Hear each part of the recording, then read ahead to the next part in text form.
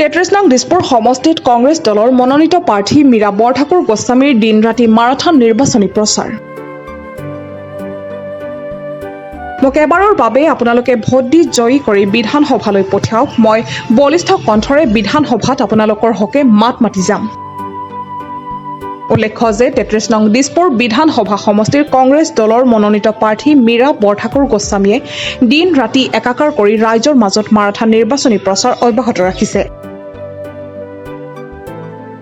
আজি হাতীগাঁৱৰ মিলনপুৰত 400 শতাধিক ৰাইজৰ উপস্থিতিত নিৰ্বাচনী প্ৰচাৰ চলায় আৰু কয় যে আপোনালোকে এবাৰৰ বাবে মোক বিধানসভালৈ জয়ী কৰি পঠাওক। মই দিছপুৰবাসীৰ ৰাইজৰ কৃত্ৰিম বানপানীৰ সমস্যা, ৰাস্তা ঘাটৰ সমস্যা, লগতে বিশুদ্ধ খোৱাপানীৰ সমস্যা ইত্যাদি বিষয়বোৰ লৈ মই বিধানসভাত বলিষ্ঠ কণ্ঠৰে মাত মাতিম আৰু যিমান পাৰো এই সমস্যাবোৰ সমাধান কৰাৰ বাবে চেষ্টা কৰিম।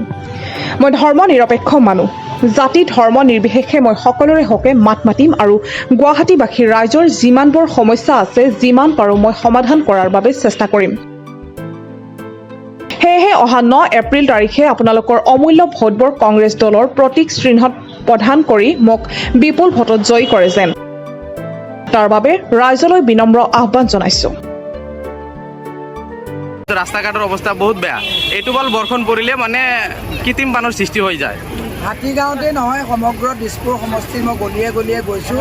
অধিকাংশ ৰাস্তা বেয়া, নলা নৰ্দমাৰ অৱস্থা নাই, এজাক বৰষুণত গোটেই ৰাস্তা ডুবি যায়, এনেকুৱা এটা পৰিস্থিতি দেখিছোঁ। গতিকে ৰাইজক এটাই আহ্বান কৰিছোঁ যে আমাৰো চৰকাৰ অহাৰ কাৰণে আমাক বিধায়ক বনাব লাগিব, আমাক সুবিধা দিয়ক। আমি যদি ব্যৱস্থাত আহোঁ ডেফিনেটলি ৰাইজৰ যি দুখ দুৰ্দশা দেখিছোঁ ইয়াক আমি সমাধান কৰিবৰ কাৰণে অহোপুৰুষাৰ্থ চেষ্টা কৰিম। ৰাতি দিনে যেনেকৈ ৰাইজৰ মাজত আপুনি প্ৰচাৰ চলাই আছে, ৰাইজলৈ আপোনাৰ আহ্বান কি থাকিব? এইটোৱে আহ্বান আছে যে মই সস্ততা আৰু আস্থা আৰু নিষ্ঠাৰে মই কাম কৰিম।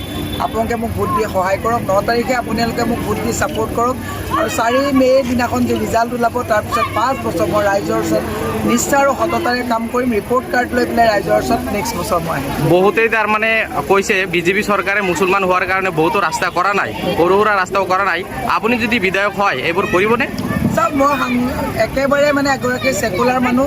মই সনাতনী ধৰ্মক বিশ্বাস কৰোঁ, হিন্দু ধৰ্মক মই বিশ্বাস কৰোঁ। মোৰ সনাতনীয়ে কৈছে যে যি ধৰ্মৰে নহয় প্ৰত্যেকটো ধৰ্মক সন্মান কৰাটোৱে সনাতনী মানে ধৰ্মৰ এটা মানে পন্থা। গতিকে মই যদি কাইলৈ জিকি আহোঁ, হিন্দু মুছলমান বুলি নহয়, পাব্লিকে টেক্স পে' কৰে, টেক্স পে' কৰিলে ছাৰ্ভিচ প্ৰভাইড কৰিব লাগে, সকলোৱে সম অধিকাৰ কৰে। হাতীগাঁৱৰ পৰা সাইফুল ইছলামৰ ৰিপৰ্ট, প্ৰাত টাইম ডিজিটেল।